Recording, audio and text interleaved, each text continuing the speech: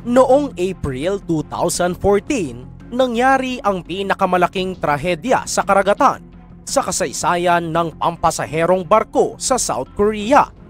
Ang sanay masayang bakasyon ay nauwi sa isang malagim na trahedya na habang buhay ng magiging bangungot ng mga Koreano.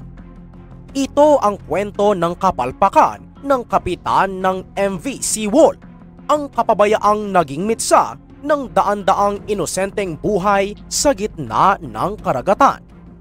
Ngunit bago ito naging ganap na roro sa South Korea, ang MV Seawol ay isa ng napakalumang barko na nabili ng Chonghaejin Marine Company noong 2012 sa isang Japanese shipping company.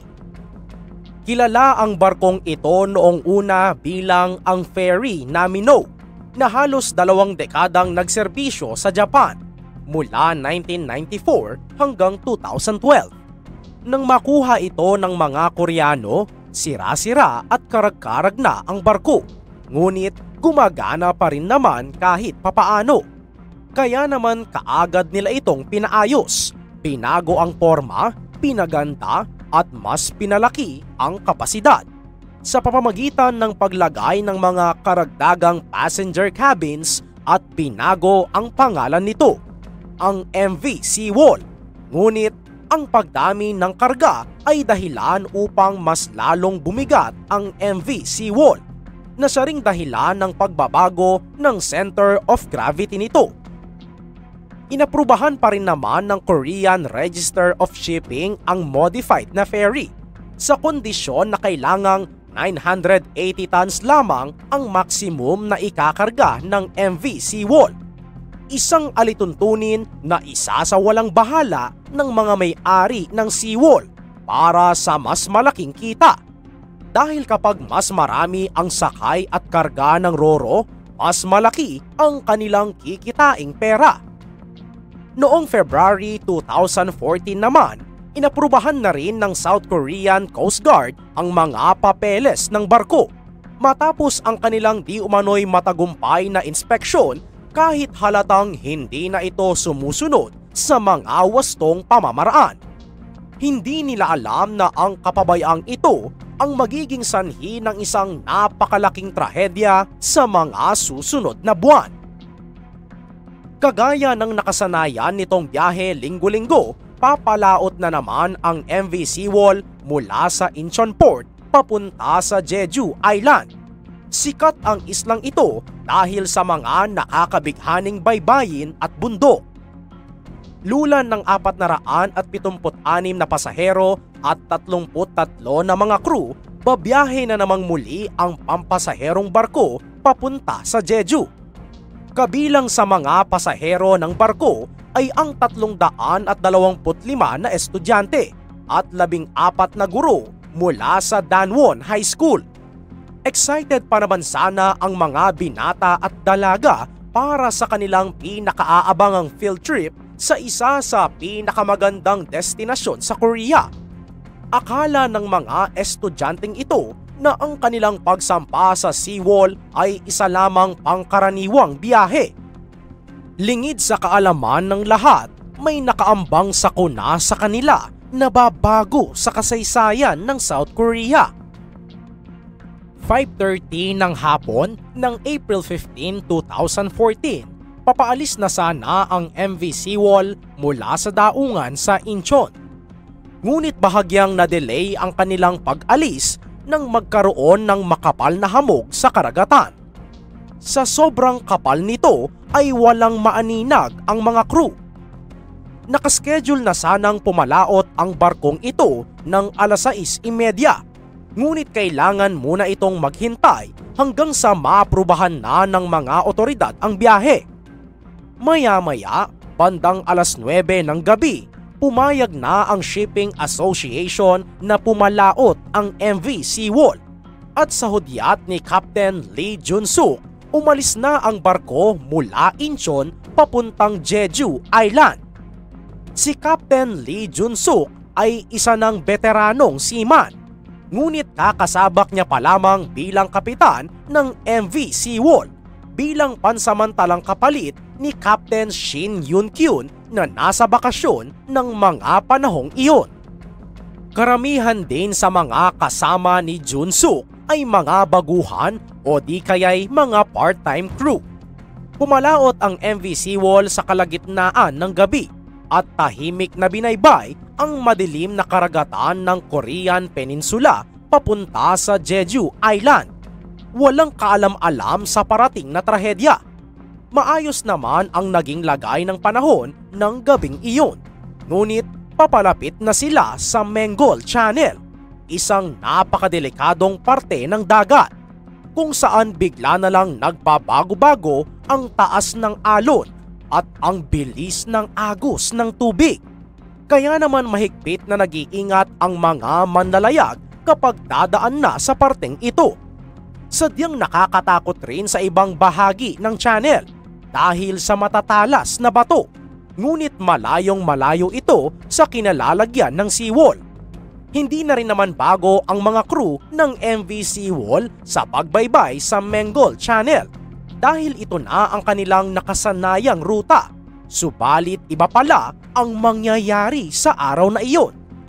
Kinabukasan, pumutok na ang araw at bandang alas 7:30 ng umaga, nagpahinga muna si Captain Lee at natulog sa kanyang kwarto. Ang pansamantalang pumalit sa kanya ay si third mate Park Han-kyul at ang helmsman na si Cho Jun-ki. Okay naman sana ang lahat. Malinaw ang tanawin, katamtaman lang din ang lakas ng hangin at hindi rin masyadong mataas ang mga alon. Gumising ng maaga ang mga pasahero upang mag-almusal bandang alas 8 at masaya pa nga ang iba na nagsalo-salo sa hapagkainan. Nang mga sandaling iyon, ilang milya na lang ang kanilang layo mula sa Jeju Island. Habang abala ang mga pasahero sa baba, nagpatuloy lang din si Park at Cho sa pagmamaniobra ng MV Seawall. 8:27 AM na at malapit na nilang madaanan ang nakakakabang Menggol Channel. Iniutos ni Park kay helmsman Cho ang bahagyang pagliko sa kanan upang maiwasan ang malakas na agos ng tubig. Makailang ulit nagpabago-bago ang direksyon ng barko base na rin sa utos ni third mate Park Han-kyul na kaagad rin namang sinusunod ni Cho. Subalit nang muling iutos ni Park, nadagdagan pa ang pagliko nito papunta sa kanan, bigla na lang nilang naramdaman ang bahagyang pagtagilid ng barko. Sinubukan itong solusyonan ng mga crew sa pamamagitan ng pagmamaniobra ng barko papunta sa kaliwa. Ngunit napagtanto ni Cho na hindi na niya mapihit ang manubela na parabang nakalak ito sa baba. 8:48 AM na ng umaga. Ilang minuto lang mula nang magsimula ang almusal at mula nang pumasok ang MV Seawall sa Menggol Channel. Ngunit ramdam na ng lahat ang nangyayaring aberya. Sa paglipas ng oras, mas tumindi naman ang pagtagilid ng barko. Dahil sa sobrang bigat ng karga, nahirapan ang barko na makarecover. Imaginin nyo na lang na mahigit 2,100 na tonelada ang ikinarga ng Seawall na binubuo ng napakaraming pasahero, mga cargo at 185 na sasakyan. Mahigit 2 beses na mas malaki ang ikinarga ng MV Seawall kumpara sa maximum capacity nito na 780 na tonelada. At ang mas malala pa, di umano'y hindi maayos ang pagkakatali ng mga cargo at mga sasakyan na dala ng barko. Kaya naman nang tumagilid ito, gumulong na din ang mga karga na siyang naging dahilan ng malalang imbalance. Kahit anong gawin ni Park Han-kyul at ng mga crew na nasa bridge, hindi na nila magawang resolbahin ang napakalaking problema. Mangiyak-ngiyak na si Park dahil sa nangyayari. Dahil anong oras lang ay maaari nang tuluyang lumubog ang barko sa kawalan. Nang mga sandaling iyon, napansin na rin ni Captain Lee ang pagtagilid ng seawall nang bigla na lang siyang mahulog sa kanyang hinihigaang kama. Dali-daling tumakbo ang kapitan patungo sa bridge at nanlumo na lang ito sa kanyang nakikita. Halos nakahiga na ang MV Seawall. Lingid sa kaalaman ng mga pasahero, unti-unti nang lumulubog ang kanilang sinasakyang barko. Ngunit nakakapagtaka na inuutos pa rin ni Captain Lee sa mga pasahero ang manatili lamang sa kanilang kinauupuan. Dahil nga karamihan ng sakay ng Seawall ay mga estudyante, naniwala naman ito sa kapitan. Ang unang aksyon dapat ay ang paghingi ng rescue ng mga crew ng MV Seawall sa kalapit na istasyon sa Jeju Island at amining malapit na silang lumubog. Pero sa katunayan, hindi kaagad ibinalita ng kapitan ang nangyari sa mga otoridad. Habang taimtim na nananalangin ang mga pasaherong nakatenga sa mga cabin, iba naman ang nangyayari sa taas. Nagpapanik na ang mga crew, pati na ang kapitan ng barko. Dahil sa sobrang panik, mali ang naibigay nilang lokasyon sa mga rescuer. Kaya naman nang rumesponde ang mga helicopter at rescue boats sa binigay nilang coordinates, laking gulat ng mga ito nang hindi makita ang naturang roro sa dagat. Biglang napaisip ang mga rescuer sa kung ano ba talaga ang tunay na nangyari sa Seawall. Hindi nila alam na nasa kabilang parte pala ng dagat na roroon ang barko. Matapos mapagtanto na mali ang kanilang lokasyon, kaagad lumipat ang mga rescuers, pati na ang Coast Guard at iba pang mga maliliit na bangka na gustong makatulong nang marinig ang instruction sa radyo. Bagamat isang napakahirap na sitwasyon ang kanilang hinaharap, umiinom pa raw ng alak ang mga crew habang naghihintay ng rescue upang kumalma.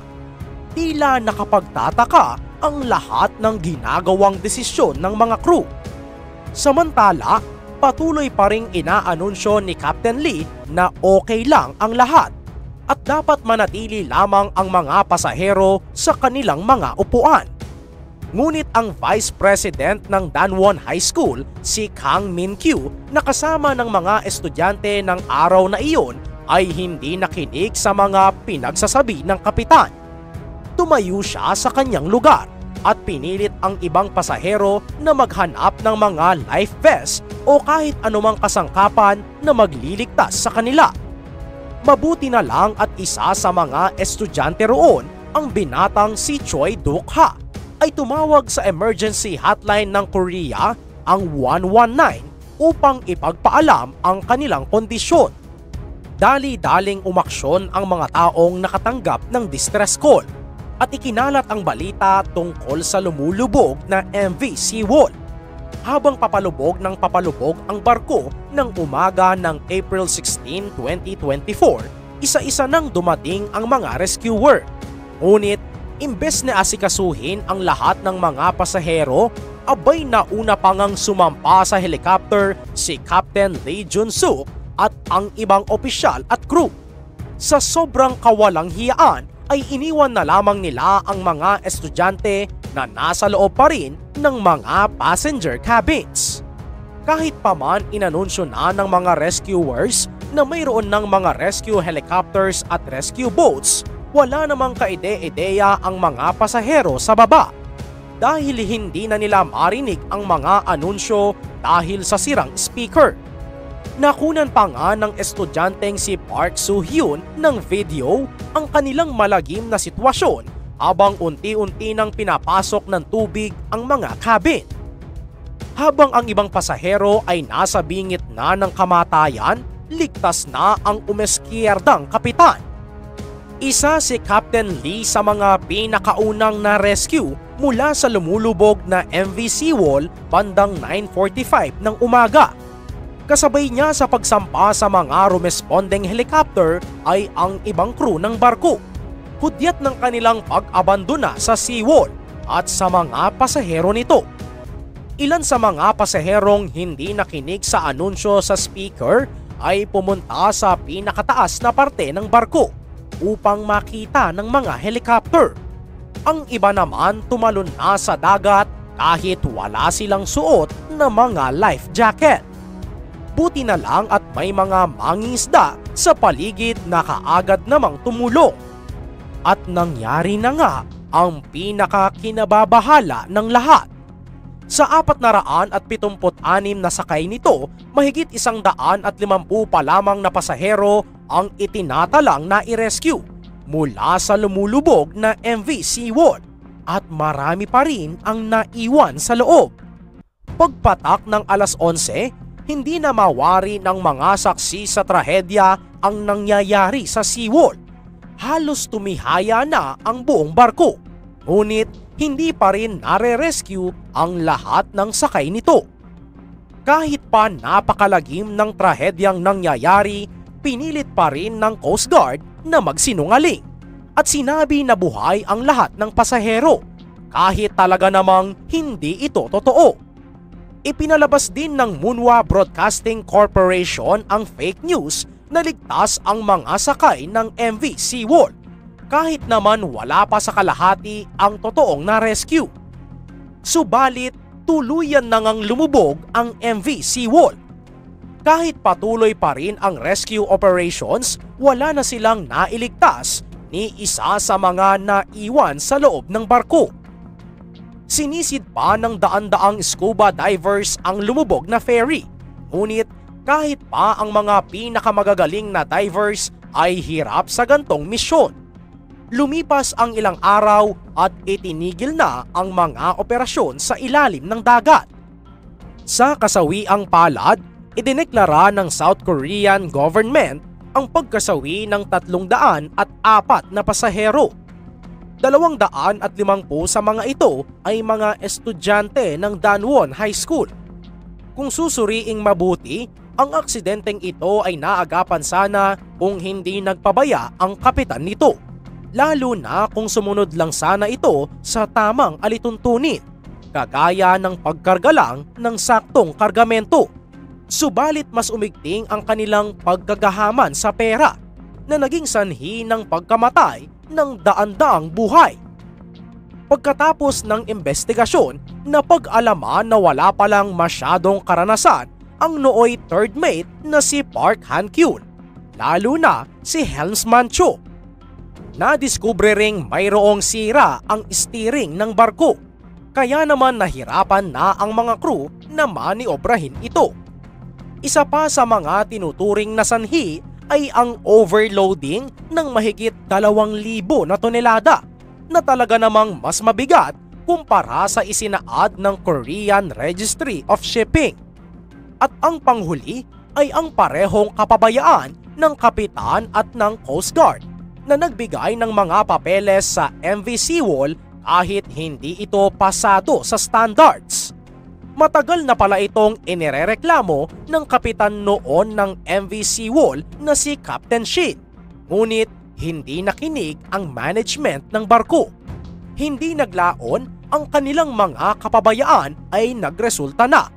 Ngunit ang masaklap, naging dahilan ito ng pinakamalaking trahedya sa dagat sa kasaysayan ng South Korea. Dahil dito, nakulong si Captain Lee at nasentensyahan ng habang buhay na pagkakakulong. Pati na ang ibang opisyal ng MV Seawall na umabando na sa barko ay nakakulong na rin ngayon sa bilangguan. Hindi rin nakaligtas sa kamay ng hustisya ang mga may-ari ng Seawall, ang Chonghae Jin Company na nakasuhan na rin dahil sa trahedya at natanggalan din ng prangkisa at lisensya para mag-operate. At syempre, ang Coast Guard officer na kasabuat ng Chonghae Jin sa pagbigay ng pekeng papeles ay nasa likod na rin ngayon ng rehas. Kinundina ng mga Koreano ang kapabayaang nangyari sa MV Seawall. Ang sanay masayang field trip ay nauwi sa karumal-dumal na aksidente. Hinding-hindi makakalimutan ng mga tao ang nangyaring ito. At kahit mahigit 1 dekada na ang lumipas, sariwa pa rin ang mga sugat sa isip ng pamilya ng mga nasawing estudyante at ang trauma na dinanas ng mga survivor.